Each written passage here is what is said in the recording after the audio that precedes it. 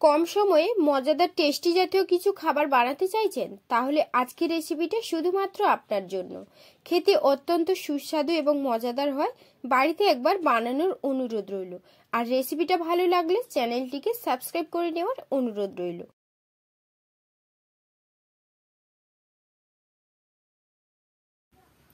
নমস্কার, আমি মলি রান্নাঘরে আবারও একটা নতুন রেসিপিতে আপনাদের স্বাগত।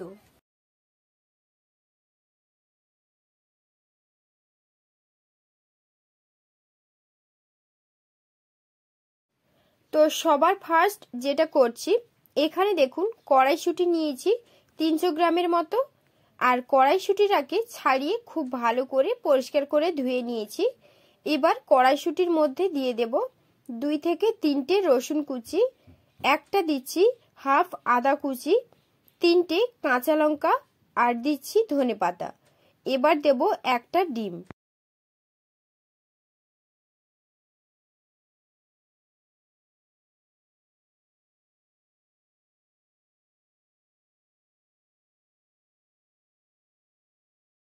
ডিমটা এখানে একটাই দেব, এর বেশি আমার ডিমের প্রয়োজন নেই। তবে আপনাদের পরিমাণ যদি বেশি হয় তবে 2টো ডিম এখানে দিয়ে দিতে পারেন। এবারে সব কিছুকে একটা হামানদিস্তাতে দিয়ে থেঁতো করে নেব। কড়াইশুঁটিটা বেশি মিহি করে থেঁতো করার দরকার নেই, আধা বাটা করলে খেতে নাস্তাটি ভালো হবে। এবার একটি পাত্রে নিয়ে নিয়েছি, আর দেখতেই পাচ্ছেন কড়াইশুঁটিগুলো হাফ থেঁতো করে নিয়েছি।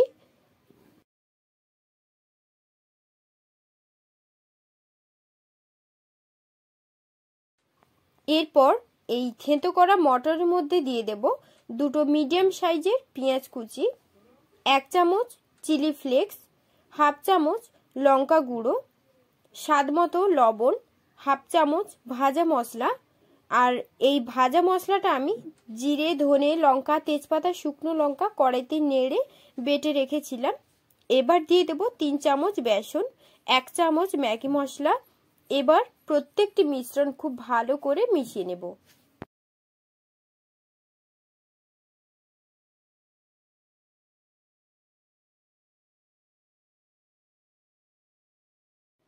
এবার মেশানো হয়ে গেলে ঠিক এই রকম সাইজ করে বড়াগুলোকে আমি ভেজে নেব। কড়াইতে কিছুটা তেল দিয়ে গরম করে নিয়েছি, এবার তেলে দিয়ে ভেজে নেব। আর ফ্লেমটাকে লোতে রেখে বড়াগুলোকে ভেজে নিতে হবে।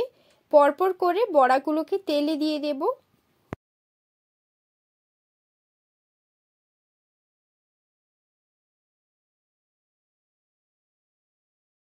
দেওয়া হয়ে গেলে মিডিয়াম আঁচে মোটামুটি 3 থেকে 4 মিনিটের মতো উল্টে পাল্টে ভেজে নেব।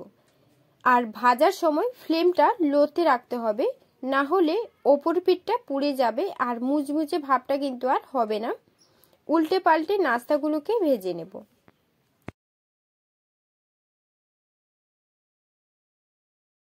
এবার কড়াই থেকে সব নাস্তাগুলোকে